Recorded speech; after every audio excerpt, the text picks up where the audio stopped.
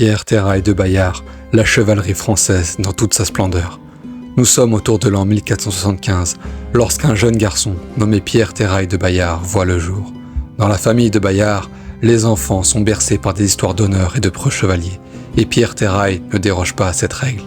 Déjà enfant, Pierre Terrail de Bayard rêve de devenir comme un de ces chevaliers, valeureux, sans peur, intrépide.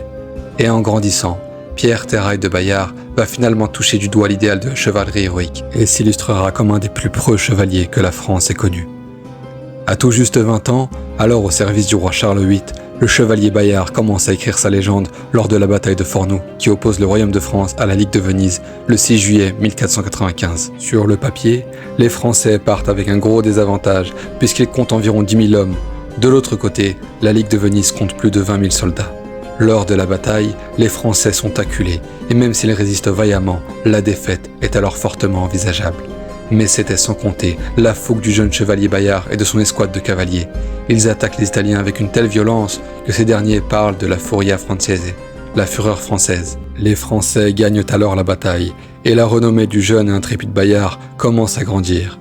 Mais si cette bataille est réputée pour être celle qui fit connaître le chevalier Bayard, celle du pont Garigliano qui eut lieu le 29 décembre 1503 le consacre au rang de légende vivante.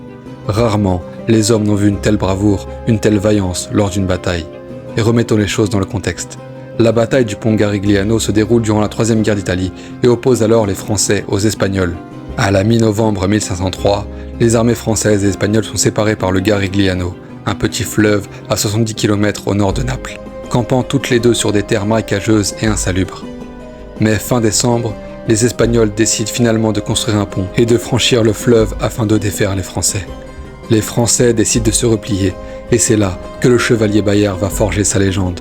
Sans hésiter une seule seconde, il se précipite et tient seul le pont, en obligeant les Espagnols à l'affronter un contre un, permettant ainsi aux Français restés en arrière de se replier, le temps que l'artillerie prenne le relais. Cette bataille sera cependant gagnée par les Espagnols. Durant les années qui suivent, le chevalier Bayard continue d'écrire sa légende, ne reculant devant aucun obstacle, ne tournant jamais le dos à l'ennemi. Comme dirait Maximus Decimus, force et honneur.